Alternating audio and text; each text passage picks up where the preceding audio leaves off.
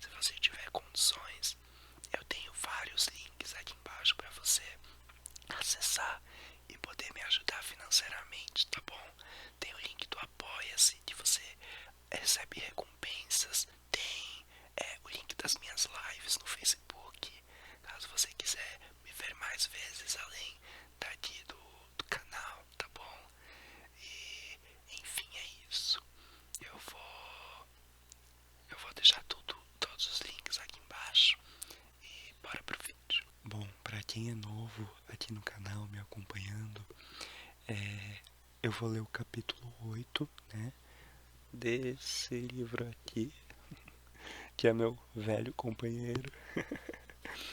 E, bom, enquanto eu leio o capítulo, eu vou alternando entre essa voz e essa voz aqui, tá bom? Pra dar gatilhos, né, do SMR para as pessoas que sentem diferentes níveis o ASMR, tá bom? Então, vamos lá. O nome do capítulo é Nós Capturamos uma Bandeira. Em poucos dias, me acomodei em uma rotina que parecia quase normal, se descontarmos o fato de que eu tinha aulas com sátiros, ninfas e um centauro. Todas as manhãs estudava grego antigo com Anabete e conversávamos sobre deuses e deusas no presente, o que era um pouco estranho. Descobri que Anabete estava certa a respeito da minha dislexia. O grego antigo não era tão difícil de ler, pelo menos não mais difícil que inglês.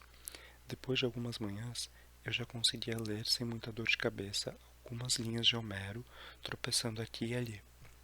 No resto do dia, eu alternava atividades ao ar livre, procurando alguma coisa em que fosse bom. Kiron tentou me ensinar arco e flecha, mas descobrimos bem depressa que eu não dava para aquilo. Ele não reclamou nem mesmo quando tive de arrancar de sua cauda uma flecha perdida. Corrida, eu também não era bom. As instrutoras, as ninfas do bosque, me faziam comer poeira. Disseram-me para não me preocupar com isso. Tiveram séculos de prática fugindo de deuses apaixonados, mas ainda assim era meio humilhante ser mais lento que uma árvore. E as lutas? Esqueça. Toda vez que ia para a esteira, Clarice acabava comigo. E vem mais por aí, seu mané, murmurava no meu ouvido. A única coisa em que eu era mesmo excelente era a canoagem. E essa não era o tipo de habilidade de herói que as pessoas esperavam do cara que venceu o Minotauro. Sabia que os campistas mais velhos e os conselheiros me observavam, tentando concluir quem era meu pai, mas não estava sendo fácil para eles. Eu não era tão forte quanto os garotos de Ares, nem tão bom em arco e flecha quanto os garotos de Apolo. Não tinha perícia de Hefesto com metais, ou, os deuses me livrem, o jeito de Dioniso com as vinhas. Luke me disse que eu podia ser filho de Hermes, uma espécie de pau para toda a obra, mestre nada, mas eu tinha a sensação de que ele só estava tentando me fazer sentir melhor. Na verdade, também não sabia o que fazer comigo. A despeito disso tudo, eu gostava do acampamento. Eu me acostumei com a neblina matinal sobre a praia, com o cheiro dos campos de morangos à tarde e até com os ruídos esquisitos dos monstros nos bosques à noite. Eu jantava com o chalé 11, empurrava parte da minha refeição para o fogo e tentava sentir alguma conexão com o meu verdadeiro pai. Não vinha nada, apenas aquela sensação morna que eu sempre tive, a lembrança do seu sorriso. Tentei não pensar demais na minha mãe, mas ficava matutando.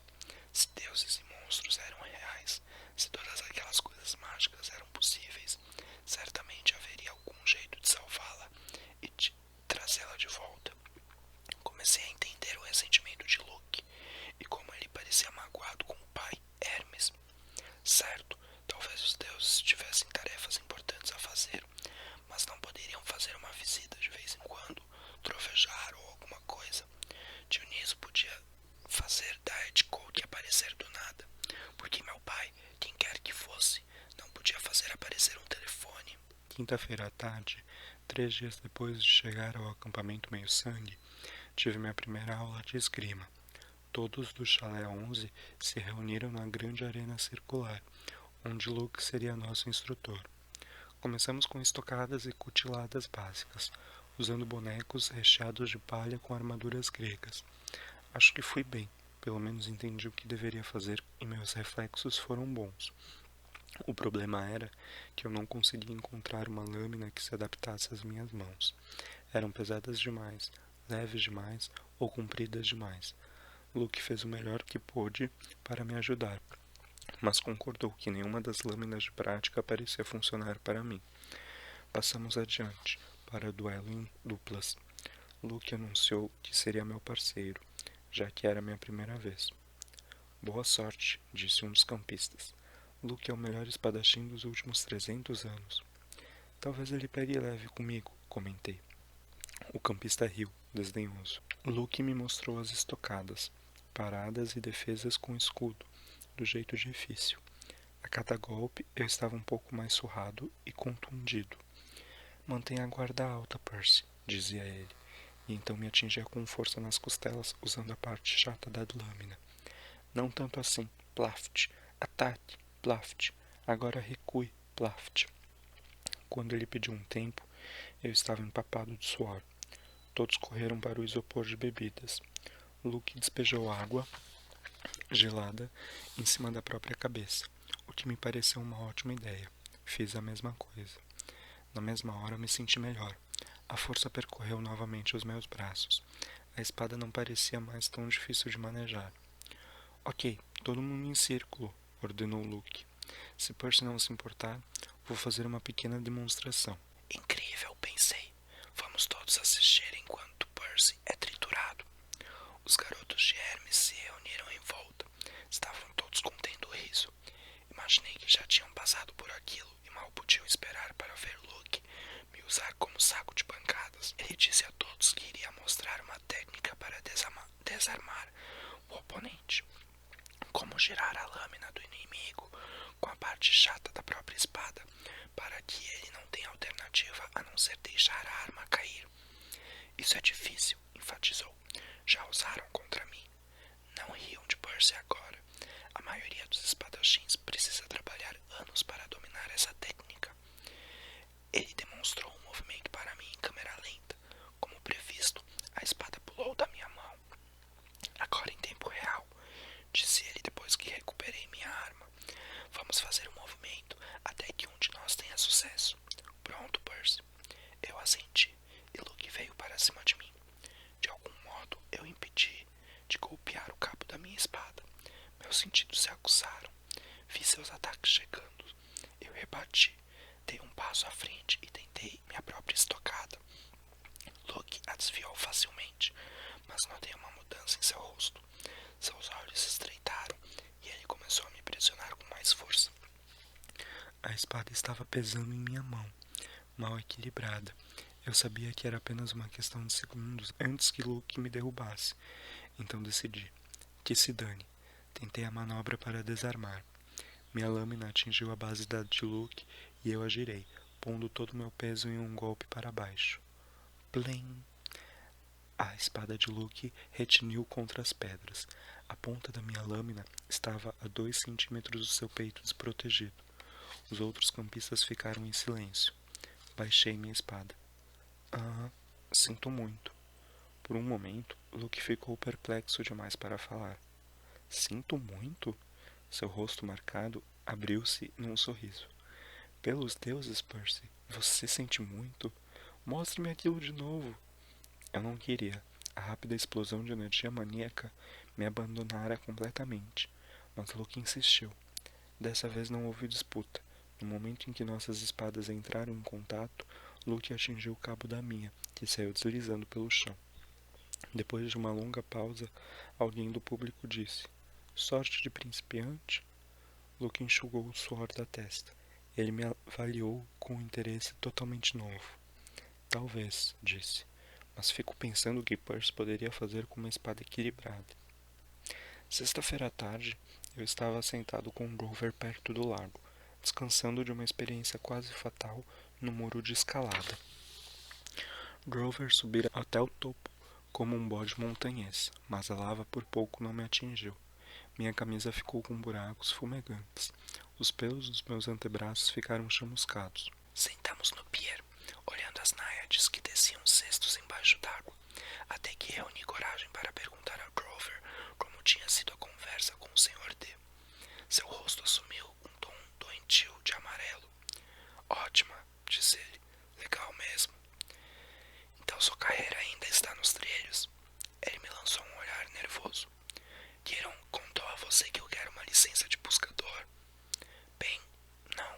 Eu não tinha ideia do que era uma licença de buscador, mas aquele não parecia o momento certo para perguntar. Ele só disse que você tinha grandes planos, sabe? E que precisava de reconhecimento por completar uma tarefa. Então, você conseguiu. Grover baixou os olhos para as náiades. O Sr. D suspendeu o julgamento. Disse que ainda não fracassei, nem tive sucesso com você. Portanto, nossos destinos ainda estão ligados. Se você ganhar uma missão, eu for junto para protegê-lo, e nós dois voltarmos vivos, então talvez ele considere a tarefa concluída. Meu ânimo melhorou. Bem, isso não é mal, certo? Bé, ele poderia igualmente ter me transferido para o serviço de limpeza de estábulos. As chances de você ganhar uma missão, e mesmo se ganhasse, por que haveria de querer que eu não fosse junto? É claro que eu ia querer você junto. Grover continuou olhando melancolicamente para a água. Tecer cestas. Deve ser bom ter uma habilidade útil. Tentei convencê-lo de que ele tinha uma porção de talentos, mas isso só o fez parecer ainda mais infeliz. Conversamos sobre canoagem e esgrima por algum tempo. Então debatemos os prós e os contras dos diferentes deuses. Por fim, perguntei-lhe sobre os 4 chalés vazios. O número 8, o prateado, pertence a Ártemis, disse ele. Ela jurou ser virgem para sempre, portanto, é claro, sem filhos. O chalé é honorário, se entende? Se ela não tivesse um, ficaria zangada. Sim, certo, mas os outros 3, os que ficam no fim, são os 3 grandes? Grover ficou tenso. Estávamos chegando perto de um assunto delicado. Não, um deles, o de número 2, é de Hera, disse ele. É outra coisa honorária. Ela é deusa do casamento, portanto, é claro que não iria sair por aí tendo casos com mortais. Isso é serviço do marido dela. Quando falamos dos 3 grandes, queremos dizer os 3 irmãos poderosos, os filhos de Cronos. Zeus, Poseidon, Hades. Certo, você sabe. Depois da grande batalha com os titãs, eles tomaram o mundo do pai e tiraram a sorte para decidir quem ficava com o quê. Zeus ficou com o céu, lembrei. Poseidon com o mar, Hades com o mundo inferior. Aham. Mas Hades não tem um chalé aqui. Não, também não tem um trono no Olimpo. Ele fica lá na dele, lá embaixo no mundo inferior. Se tivesse um chalé aqui... Grover estremeceu. Bem, isso não seria agradável. Vamos deixar assim. Mas Zeus e Poseidon, os dois tinham zilhões de filhos nos mitos, porque os chalés deles estão vazios. Grover se balançou de um casco para o outro, pouco à vontade. Há cerca de 60 anos, depois da Segunda Guerra Mundial, os 3 grandes combinaram que não iriam procriar mais nenhum herói. Os filhos deles eram poderosos demais. Estavam interferindo muito no curso dos eventos humanos, causando muitas carnificinas. A Segunda Guerra Mundial, sabe, foi basicamente uma luta entre os filhos de Zeus e Poseidon de um lado e os filhos de Hades do outro. O lado vencedor, Zeus e Poseidon, obrigou Hades a fazer um juramento junto com eles. Nada de casos com mulheres mortais. Todos juraram sobre o rio Styx, um trovão. Esse é o juramento mais sério que se pode fazer, disse eu. Grover assentiu, e os irmãos mantiveram a palavra, sem filhos. O rosto de Grover se anuviou. Há 17 anos, Zeus retornou aos maus hábitos. Havia uma estrela da TV com um penteado alto e armado, estilo anos 80. Ele simplesmente não conseguiu evitar. Quando o bebê nasceu, uma menininha chamada Thalia. Bem, o rio Styx é sério no que diz a respeito de promessas. Zeus se safou com facilidade, porque é imortal, mas causou um destino terrível para sua filha. Mas isso não é justo. Não foi culpa da menininha. Grover hesitou. Percy, os filhos dos 3 grandes são mais poderosos que os outros meios-sangues. Eles têm uma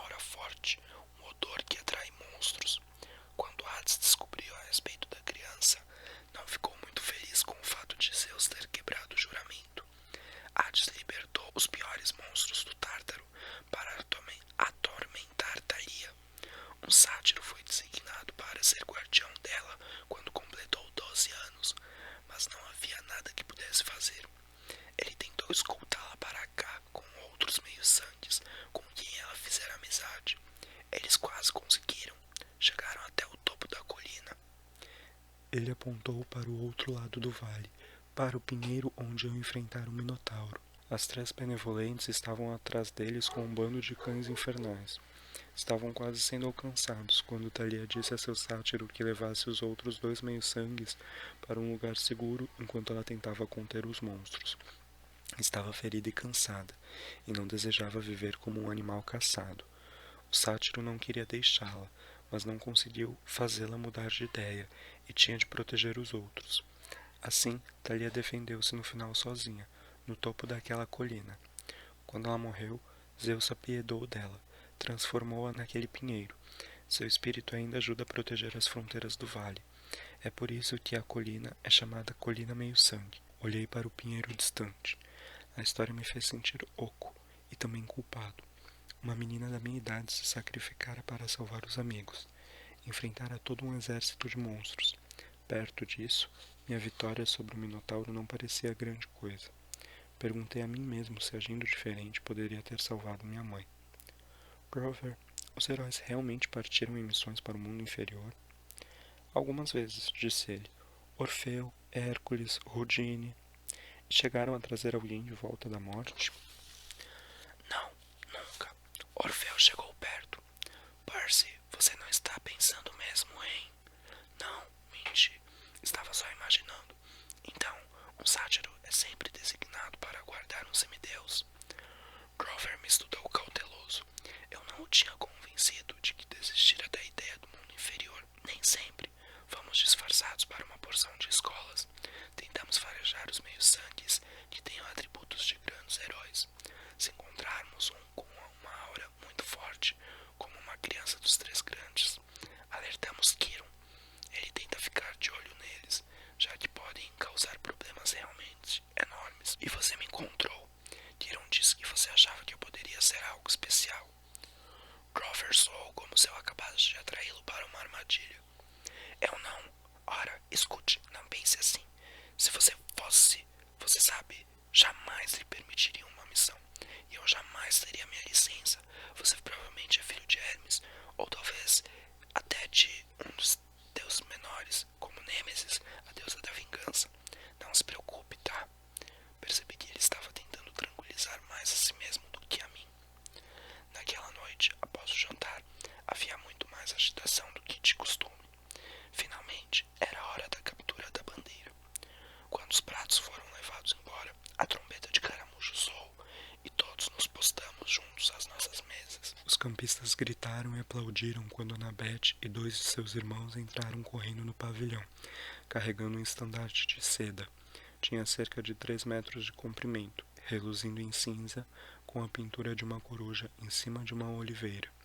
Do lado oposto do pavilhão, Clarice e as amigas entraram correndo com outro estandarte, de tamanho idêntico, mas vermelho berrante, com a pintura de uma lança sanguinolenta e uma cabeça de javali. Virei-me para Luke e gritei por cima do barulho. Aquelas são as bandeiras? Sim. Ares e Atena sempre lideram as equipes? Nem sempre, disse ele, mas frequentemente. Então, se um outro chalé capturar uma delas, o que vocês fazem? Pintam de novo a bandeira? Ele sorriu ironicamente.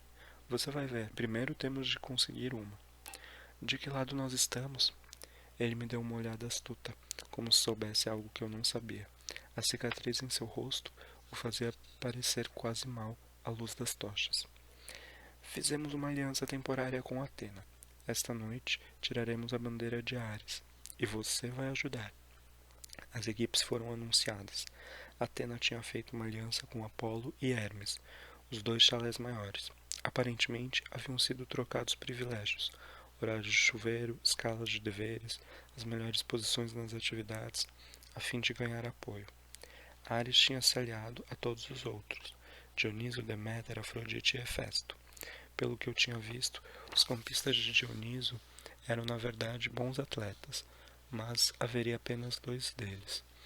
Os de Deméter tinham ligeira vantagem em habilidades na natureza e atividades ao ar livre, mas não eram muito agressivos.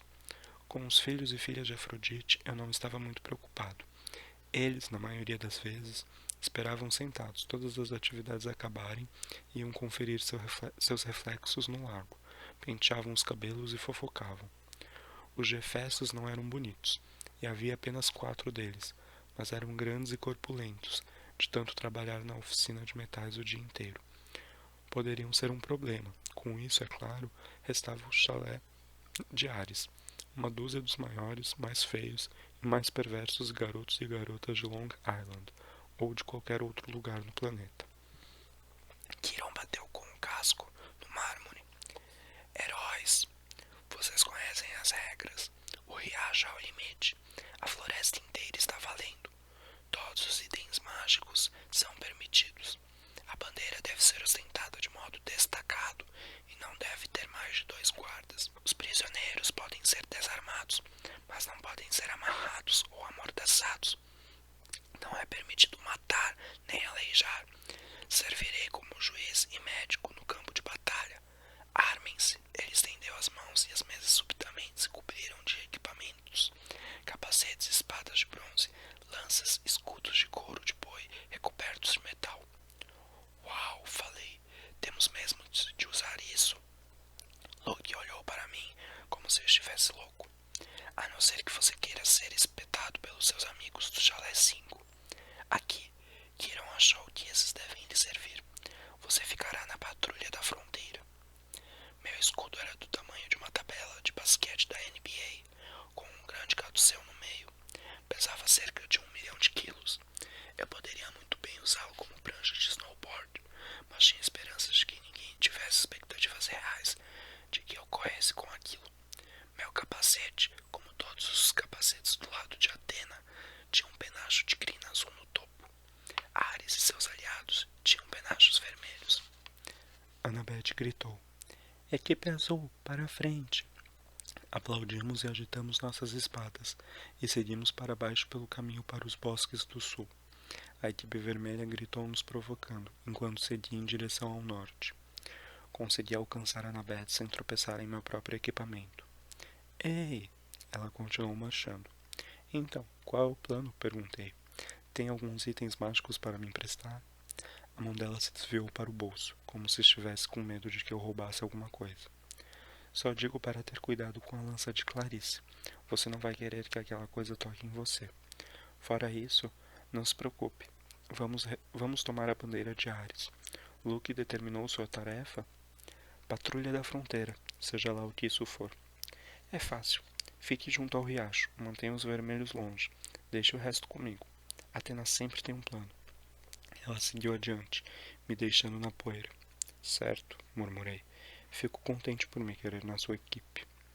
Era uma noite quente e úmida, grudenta. Os bosques estavam escuros, com vagalumes aparecendo e sumindo. Annabeth me designou para um pequeno regato que rumorejava por cima de algumas pedras. Depois ela e o restante da equipe se espalharam entre as árvores. Ali, sozinho com meu grande capacete de penacho azul e meu enorme escudo, me senti um idiota. A espada de bronze, como todas as espadas que eu experimentara até então, parecia mal equilibrada. O cabo de couro pesava em minha mão como uma bola de boliche. Não havia como alguém me atacar de verdade, não é? Quer dizer, o Olimpo tinha de ter responsabilidade, certo? Longe, a trombeta de caramujo soou. Ouvi brados e gritos nos bosques, metais chocando-se, gente lutando. Um aliado de Apolo de penacho azul passou por mim correndo como um cervo, pulou o regato e desapareceu em território inimigo. Essa é boa, pensei. Vou ficar de fora da diversão, como sempre. Então ouvi um som que me deu um calafrio na espinha. Um rosnado canino grave em algum lugar por perto. Ergui o escudo instintivamente. Tinha a sensação de que alguma coisa estava me espreitando. Então o rosnado parou. Senti a presença recuando. Do outro lado do regato, a vegetação rasteira explodiu. 5 guerreiros de Ares saíram gritando e berrando da escuridão. Acabe com o mané!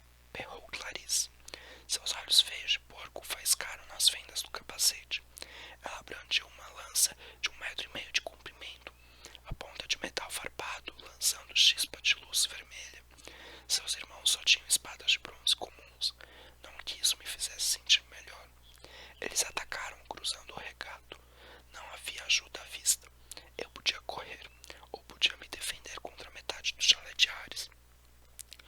Consegui me esquivar do golpe no primeiro garoto, mas aqueles caras não eram estúpidos como um minotauro. Eles me cercaram, e Clarice investiu contra mim com sua lança. Meu escudo desviou da ponta, mas senti um formigamento doloroso em todo o corpo. Meus cabelos se eriçaram. O braço que segurava o escudo ficou dormente e o ar queimou. Eletricidade. Aquela lança estúpida era elétrica. Eu recuei. Outro cara de Ares me golpeou no peito com a parte mais grossa da espada e eu caí. Eles podiam ter me chutado até virar geleia, mas estavam muito ocupados rindo. Façam um corte no cabelo dele, disse Clarice. Agarrem o cabelo dele. Consegui me pôr de pé. Ergui a espada, mas Clarice a jogou violentamente para o lado com sua lança, e fagulhas voaram. Agora meus braços estavam dormentes. Ah, uau, disse Clarice. Estou com medo desse cara, realmente apavorada. A bandeira está para lá, disse a ela. Queria parecer zangado, mas acho que não consegui. É, disse um dos irmãos dela. Mas, veja bem, nós não nos importamos com a bandeira. A gente se importa com um cara que fez o pessoal do nosso chalé de idiota. Vocês não precisam de mim para isso. Provavelmente não foi a coisa mais esperta a dizer. 2 deles vieram para cima de mim. Recuei em direção ao regato. Tentei erguer meu escudo, mas Clarice era muito rápida. Sua lança me pegou bem nas costelas. Se eu não tivesse usando uma armadura blindada, teria virado churrasco no espeto. Do jeito que foi, a ponta elétrica quase fez meus dentes saltarem da boca com o choque. Um de seus colegas de chalé desferiu a espada contra o meu braço, fazendo um bom talho. Ver meu próprio sangue me deixou zonzo, quente e frio ao mesmo tempo. Sem alejar, conseguir dizer, ops, disse o cara, acho que perdi meu direito à sobremesa. Ele me empurrou para o regato e eu caí espalhando água. Todos riram. Calculei que assim que acabassem de se divertir, eu iria morrer. Mas então algo aconteceu. A água pareceu despertar meus sentidos, como se eu tivesse acabado de comer um saco duplo das jujubas da minha mãe. Clarice e seus companheiros de chalé entraram no regato para me pegar, mas eu me pus em pé para recebê-los. Sabia o que fazer. Desferi a parte chata da minha espada contra a cabeça do primeiro cara e arranquei seu capacete. Atingiu com tanta força que pude ver seus olhos tremendo enquanto ele desmoronava na água. O feio número 2 e o feio número 3 vieram para cima de mim. Golpeei um no rosto com um escudo e usei a espada para decepar o penacho da crina do outro. Os dois recuaram depressa. O feio número 4 não pareceu muito ansioso por atacar, mas Clarice continuava vindo, a ponta da lança crepitando de eletricidade. Assim que ela investiu, peguei a vara da lança entre a borda do meu escudo e a minha espada e a parti como se fosse um graveto. Ah! Berrou ela. Seu idiota! Seu verme com bafo de cadáver! Ela provavelmente ainda teria dito coisas piores, mas eu a golpeei entre os olhos com a base da espada e a joguei cambaleando de costas para fora do regato. Então ouvi gritos exultantes e vi Luke correndo em direção à linha limite com o estandarte da equipe vermelha erguido alto.